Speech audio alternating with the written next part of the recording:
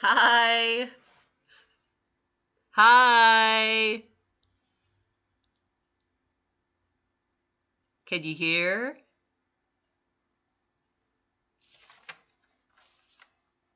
Yep, I can hear you. Okay. Sorry, I Okay. can hear you. Can you hear Okay. me? All right. I'm Jane and you're Trina. Yes. Okay. There's 8 questions. Take as much time as you need. It's a qualitative study. Hmm. And I'm recording. I've got my iPad audio, and then I've got Zoom and ice cream app. So we should be good to go. Great. You're number Yeah. 5. Here we go. Number 1, and thank you very much. What do you think leadership is, and how do you do it? Hmm.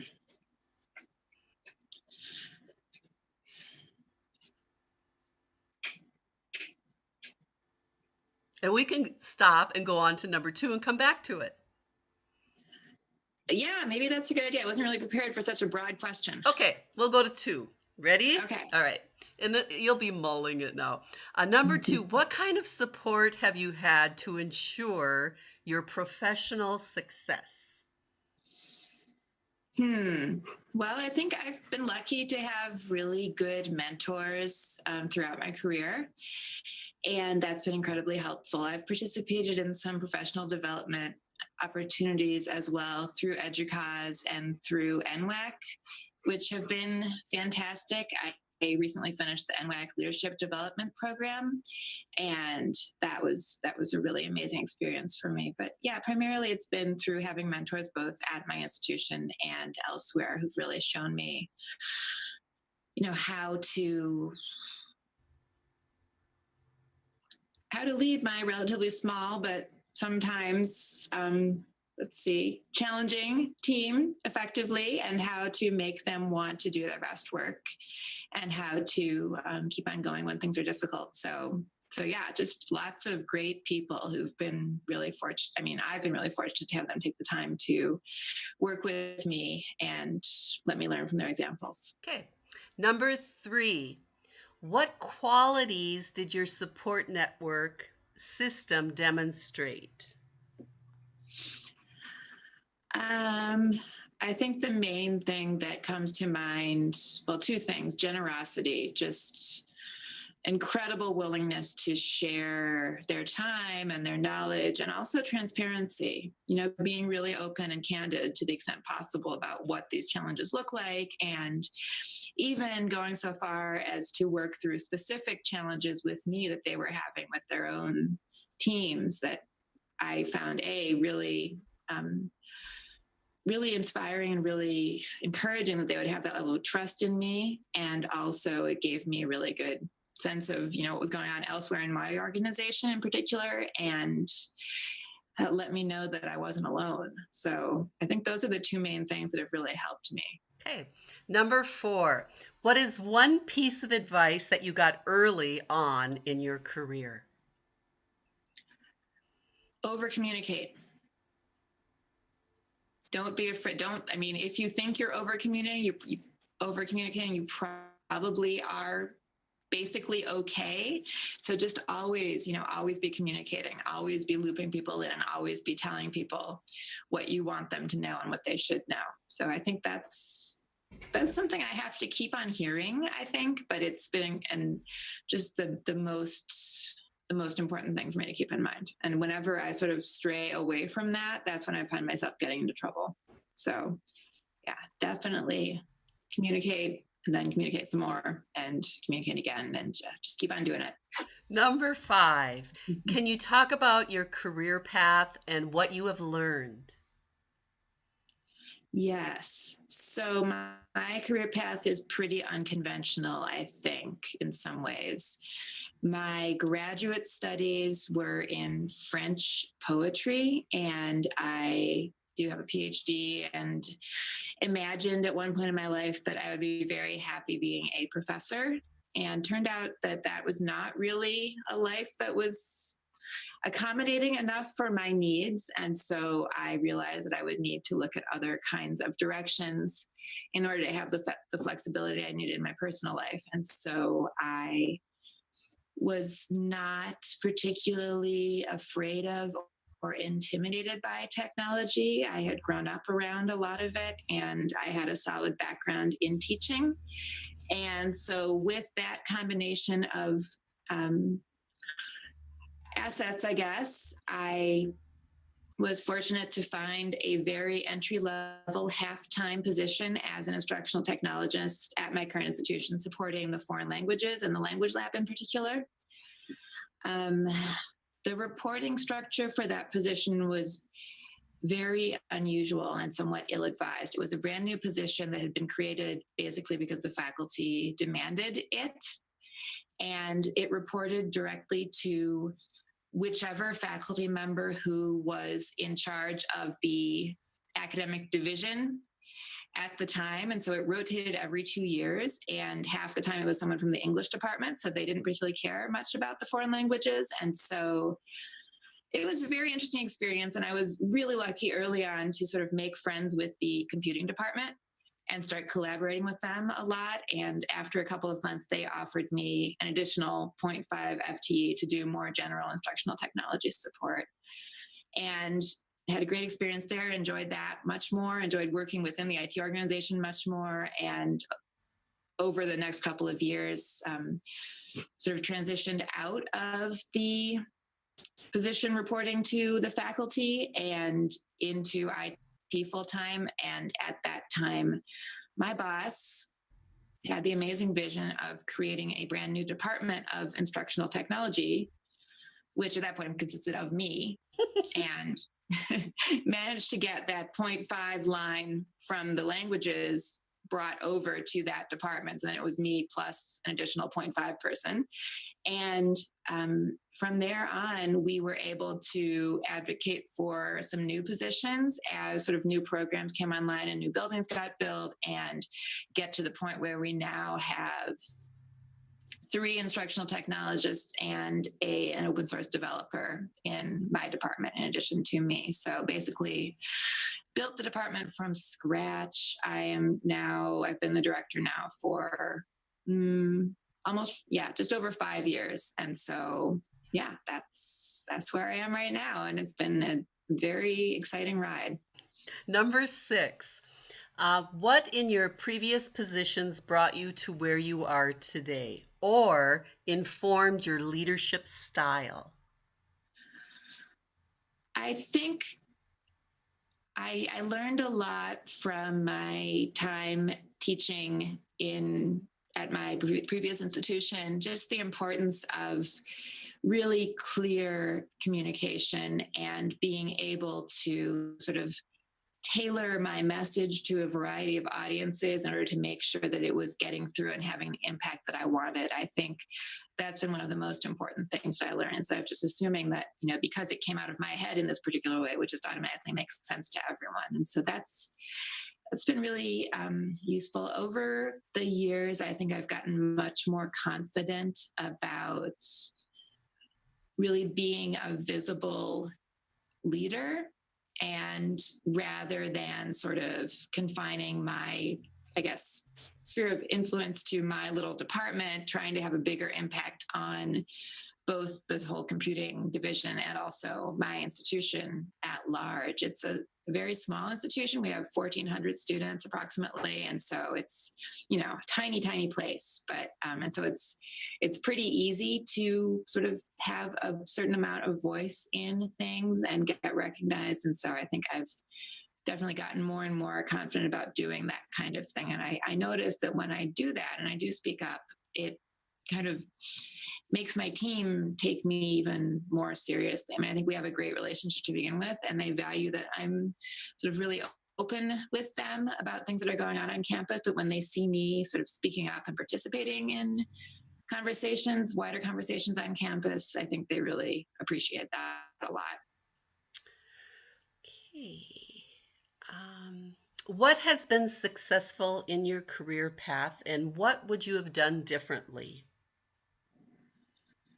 I think just the experience of seeing this sort of unmet need and being able to collaborate with my boss and sort of cobble together some resources to build this department has been just incredibly rewarding and successful. And we have been extremely well received. And if anything, there's more demand than we can meet and still. And so that's been really exciting. I think if I could do something differently, I think I would have worked harder earlier on to build strong relationships with other departments on campus. So to some extent, some of the departments within the computing group, like the infrastructure department, we have a great relationship now, but that wasn't necessarily always the case. I think there's still things we can work on.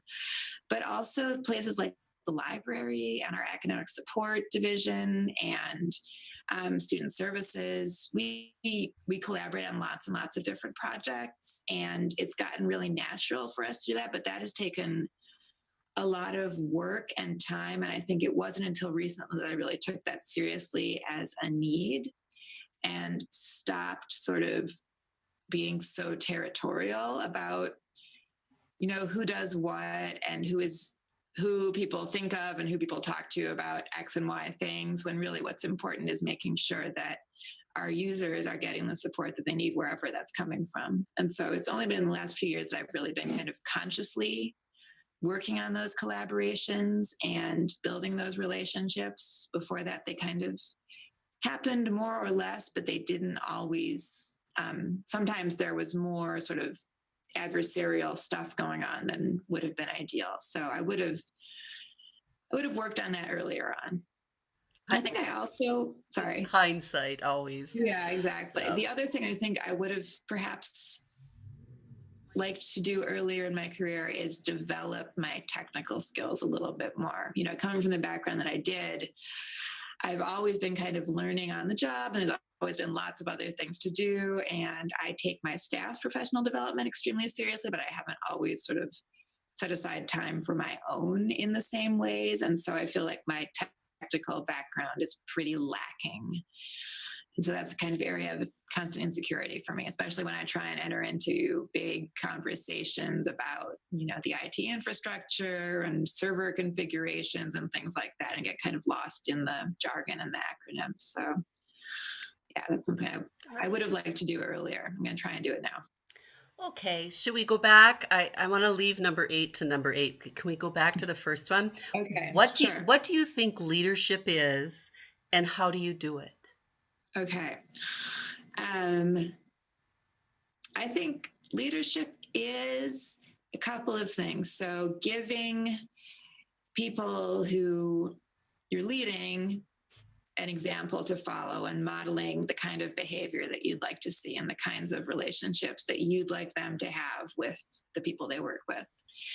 And also, you know, giving them explicit direction beyond just modeling about, you know, what they should be doing, how they should be prioritizing their work, what kinds of tasks are, you know, the things they should be spending their time on, and what kinds of things they should try and delegate or not do if at all possible. Being really explicit about that is important in our line of work specifically, because there is so much ground to cover and it is sometimes so ill-defined. And so I think that's incredibly important. And also just being a good listener, listening to my staff, listening to our constituents, listening to just about anyone to, you know, get feedback and hear what they're saying and learn how to do our jobs better. So those are the main things that I find really important. And, you know, for me, I try and just be really, really patient and always, to the extent possible, always available if people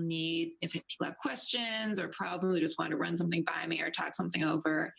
I try and be super available for those conversations, no matter what else I have going on. I try not to let my stress dictate the stress levels of the people who work for me. I continue to struggle with that, but I feel like I've gotten better at that over the years. And so, yeah, I think I try to be the kind of worker and the kind of contributor that I want the people reporting to me to be. And that it seems to work pretty well. Oh, one more thing. Yeah. I found, much as I hate to do this, it is so important to be really, really candid about times when I've screwed up and done something just completely wrong, and go back and say, okay, I really messed up here. Here's what I should have done. And just, making clear that A, I know that, and B, there's another way to handle it. Mhm. So yeah, that's really important to me as well. And the last question for today, number 8, how does a leader persist? Well, that depends on a lot of external factors, doesn't it? But I think the things that we can control, you need to have strong relationships if you're on a campus, across your campus, not just within your little group or your department, but all across campus. You have to know people, especially a small institution like mine. You have to know pretty much everyone, and, be able to talk to them, what's going on with them and what their concerns are and what they're excited about. You have to have a good network outside of your institution. You have to be, in conversation with the bigger picture, the bigger world out there, whether that's through professional organizations or just, happening to meet people or be introduced to people. There are lots of different ways to do that, but you have to stay connected in any way you can, pretty much, because you owe it to yourself to know what's going on, and to the people you serve to know what's going on out there, but you also need to have people to talk to outside of your institution, and a support network also outside your institution. If things aren't going so well, it really helps to have those people to turn to and say, hey, help me through this. So I think those are the main things within our control that help leaders persist. And you also need to be flexible. To some extent, flexible, but with a backbone. So I think, you have to be able to go with the flow, but you also have to have a strong vision of what you want to accomplish and what you're there to do. All right. Well, thank you. You were my shortest one today. I had 3. Oh my goodness. I had wow, 3 that was today. super quick. Well, and you were direct and very kind to do this. Round 1 has 12 interviews. I've done 5, and I'm going to try to get as many done before Thanksgiving on round 1. And then there'll be 8 with questions designed from these answers. And so it'll be fun to see what round 2 really is, how it's created. But I've had 5 fantastic interviews, and I just keep building the knowledge, and it's cool. It's just fun to listen because you guys have such perspective. So, thank you much. And if I contact you for round 2, I'll just Gmail you with a doodle. Okay, great. All right. And if there's anything you want to add, you can always just shoot a Gmail as an afterthought. But these, I think, most went 20 minutes. So you're right in the ballpark. Okay. Great. Yeah. Well, good luck with the rest of the interviews. And I definitely look forward to hearing more about this. Thank you. Have a good night. Bye-bye. Thanks, you too. Bye-bye.